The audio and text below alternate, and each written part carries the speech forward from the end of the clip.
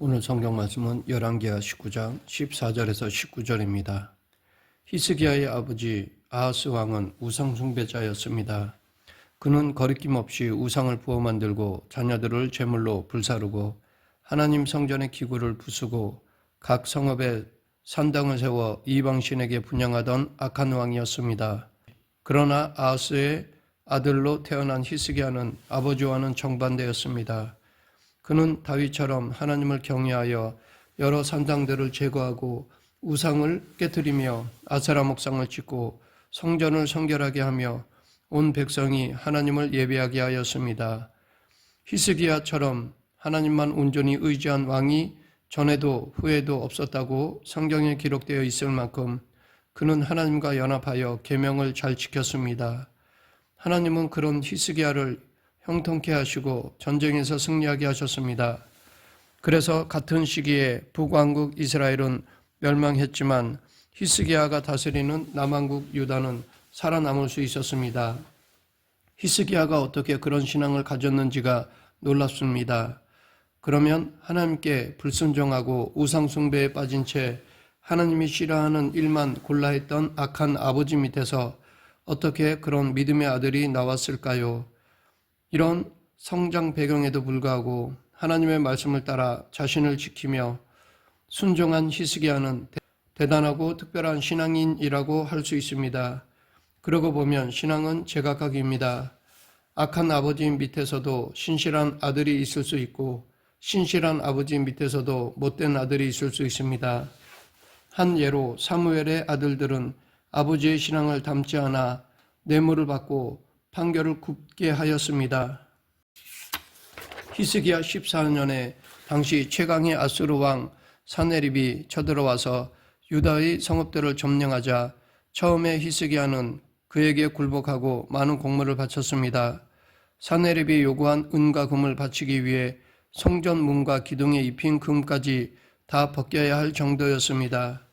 이때 히스기야가 사네립에게 굴복하기보다는 신앙으로 밀고 나갔더라면 좋았을 텐데 나름 버티기가 이쯤에서 한계를 드러낸 것 같습니다. 이렇게 히스기야는 위기의 상황에서 벗어나고자 많은 재정을 곡물로 바쳤지만 소용없었습니다. 아수르는 곡물은 곡물대로 받고 대군을 보내 유다에 쳐들어왔습니다.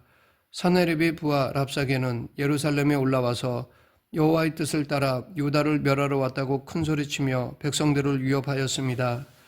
이때 유다 지도자들은 백성들이 들을까봐 유다 말 대신 아람 말로 해달라고 부탁할 정도로 무기력하였습니다. 랍사게의 말을 들은 백성들은 잠잠했고 유다 지도자들은 옷을 찢은 채 히스기야 왕에게 나아가 랍사게의 말을 전했습니다. 유다 지도자들은 위기의 순간 두려운 상황에서 살아계신 하나님의 능력을 의지하지 못했습니다. 그들도 머리로는 알았겠지만 막상 어려움을 당하자 당황스럽고 두려웠던 것 같습니다. 그런데 이렇게 유다 지도자들과 백성들은 두려워했던 반면에 히스기야 왕은 곡물을 바칠 때와는 달리 하나님을 온전히 의지하면 반드시 구원해 주실 것이라고 백성들을 안심시켰습니다. 사실 히스기야도 하나님이 유다를 어떻게 구원해 주실지 알지 못하였습니다. 본인도 죽을지 모르는 절망적 상황에서 두려움에 떨고 있는 백성들에게 하나님이 반드시 우리를 도우시고 우리를 대신하여 싸우시리라 라고 말하는 것은 쉽지 않은 일이었습니다. 그럼에도 하나님이 함께 하실 것이라는 히스기야의 이 말로 인해 백성들은 안심하였습니다. 우리도 힘들고 어려운 문제에 봉착할 때마다 비록 작은 믿음이더라도 하나님이 도와주셔서 모든 난관을 뚫고 승리할 것이라는 믿음의 고백을 하면서 살아가야 할 것입니다. 아수르 왕은 히스기야에게 편지를 보내 하나님이 예루살렘을 아수르 왕의 손에 넘기지 않으신다는 말에 속지 말라면서 하나님을 능멸하였습니다. 이렇게 적들이 쳐들어와 성을 포위하고 조롱하고 위협을 가할 때 믿음의 인물 히스기야는 성전에 올라가 그 편지를 여호와 하나님 앞에 펴놓고 기도하였습니다. 그 내용이 바로 오늘 본문입니다. 히스기야는 막다른 골목에 와 있었습니다. 강한 군대의 나라가 성을 완전히 포위하며 항복을 요구하고 있는데 유다 군대에는 나가 싸울 힘이 없었습니다. 대적은 계속 조롱하고 회유하면서 위협을 가하였습니다. 극도로 절망적인 상황 속에서 하나님이 구원해 주실 테니 걱정하지 말라고 백성들을 안심시켰지만 히스기야 역시 매우 공고했을 것입니다. 그래서 그는 오직 하나님만을 바라보면서 살려달라고 부르짖고 애원하였습니다. 이렇게 자기 힘으로 아무것도 할 수 없는 공고한 상황에서 하나님만 바라보고 기도하는 것, 이것이 우리가 취할 수 있는 유일한 방법입니다. 고난의 때, 앞이 캄캄하고 길이 전혀 보이지 않을 때 우리도 히스기야처럼 하나님께 간절히 매달려야 합니다. 히스기야가 성전에 올라가 기도한 결과 아수르는 그날 밤 하나님의 사자가 18만 5천 명의 아수르 군사를 다 죽였고 아수르 왕 사네립은 전쟁에서 패한 채 본국으로 돌아가 수도 니느웨에서 두 아들의 손에 처참하게 죽임을 당했습니다. 아무리 수가 많고 강해도 하나님을 대적하면 끝입니다. 하나님 앞에서 인간은 아무것도 아닙니다. 하나님의 사자가 친히 아수르 군대 18만 5천 명이 한순간에 멸망당했습니다. 사실 히스기야가 편지를 들고 성전에 들어가는 일은 힘든 것이 아니었습니다. 그런데 성전으로 향한 그 걸음으로 인해 아수르의 막강한 군대가 멸망당했습니다. 유다가 아수르 군대를 물리친 비결은 칼과 창이 아니라 히스기야의 기도였습니다. 이 사건 이후 히스기야가 병들자 선지자 이사야는 곧 죽을 것이니 집을 정리하라는 하나님의 말씀을 전하였습니다. 그 말씀을 들은 히스기야는 내가 진실과 전심으로 주 앞에서 행하며 주께서 보시기에 선하게 행한 것을 기억하옵소서라고 하나님께 기도하면서 심히 통곡하였습니다. 그러자 하나님은 이사야를 통해 히스기야의 생명을 15년 연장시키고 이 성을 아수르 왕의 손에서 구원하고 보호하겠다고 응답하셨습니다. 당장 죽을 사람이 15년을 더 산다는 것은 큰 은혜입니다. 그러나 더 살아서 전쟁에 시달리면 오히려 그 삶은 고통일 것입니다. 그래서 하나님은 히스기야에게 생명 연장뿐 아니라 대적으로부터의 구원, 즉 평안도 함께 약속해 주셨던 것입니다. 하나님의 약속을 들은 히스기야는 해 그림자가 10도 뒤로 물러나는 징표를 구했습니다. 여기서 중요한 것은 하나님이 해 그림자를 거꾸로 움직이신 기적이 아니라 히스기야가 죽음을 앞둔 상황에서 하나님께 부르짖음으로 다시 살아났다는 사실입니다. 하나님은 특별한 경우가 아니면 한 개인에게 죽는 시점을 알려주지 않으십니다. 그러면 왜 히스기야의 경우 선지자를 통하여 이런 말씀을 전하셨을까요? 히스기야의 죽음을 예언하고 떠난 이사야가 히스기야가 기도한 후에 곧바로 돌아와 15년을 더 살 것이라고 전하는 장면에서 우리는 하나님은 히스기야가 당신에게 기도하기를 원하고 계셨다는 것을 짐작해 볼 수 있습니다. 즉 하나님은 히스기야가 더 살아서 백성들이 그로 인해 영적으로 깨어 잘 살 수 있도록 기회를 주신 것이라 봅니다. 아수르의 공격과 위협을 받았지만 하나님을 의지하여 믿음으로 이겨냈고 이제 남유다에 하나님을 잘 섬길 기회가 왔습니다. 그런데 히스기야가 여기서 죽는다면 백성들은 다시 영적 어둠의 세월을 보낼 것이 뻔했기 때문입니다.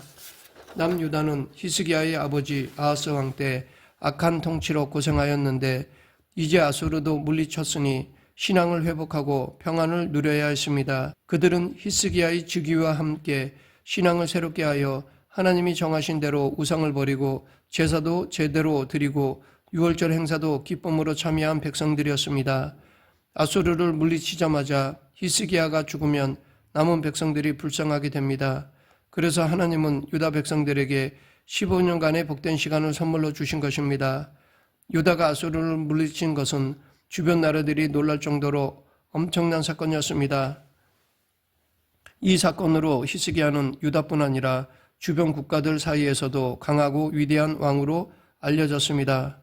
이때 히스기야가 병들어 죽을 뻔하다가 살아난 소식을 들은 바벨론 왕이 사자들 편에 편지와 예물을 보냈습니다.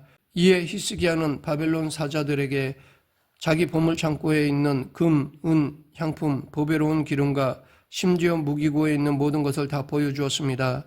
그런데 문제는 아수르를 무찌른 것은 히스기야가 아닌 하나님이 하신 일이었는데 히스기야가 교만한 마음이 들어서 자기의 영광을 드러내며 자랑했다는 것입니다.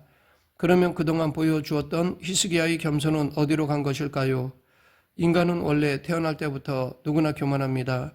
다만 환경과 상황이 뒷받침되지 않아 교만이 눌려 있다가 여건이 허락되는 순간 곧바로 발현되는 것뿐입니다. 히스기야도 마찬가지였습니다.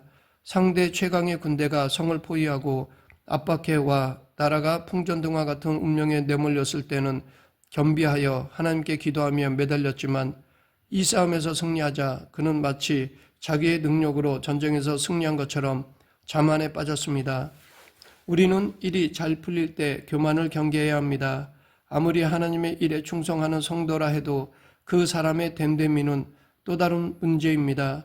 하나님을 위해 열심을 내며 기도를 많이 하는 사람일지라도 교만 같은 옛 성품은 여전히 그 안에 남아 있습니다. 그렇기 때문에 성경은 계속해서 우리에게 하나님 자녀로서의 인격의 변화를 촉구합니다. 예수 그리스도의 보혈의 공로로 하나님 자녀가 된 우리에게 교만뿐 아니라 신경질이나 짜증, 타인을 배려하지 않는 이기심이 여전히 남아있다면 날마다 말씀과 기도로 자신을 복종시켜야 합니다. 성도라면 누구나 거룩한 성품에 참여한 자가 되도록 부단히 기도하며 노력해야 합니다. 말씀을 맺겠습니다. 우리는 어려울 때 기도해야 합니다. 하나님은 히스기야의 기도만 들으시는 것이 아니라 우리의 기도도 들으십니다. 기도하며 어떤 난관도 헤쳐나갈 수 있습니다. 문제는 기도하지 않는 데 있습니다. 문제에 부딪힐 때마다 그 문제를 기도로 연결해야 합니다. 우리 모두 히스기야처럼 문제 앞에서 기도의 용사가 되길 축원합니다. 기도하겠습니다. 생사와 화복을 주관하신 하나님 아버지, 어떤 상황 속에서도 기도가 끊이지 않는 저희 모두가 되게 하여 주시옵소서. 예수님 이름으로 기도드립니다. 아멘.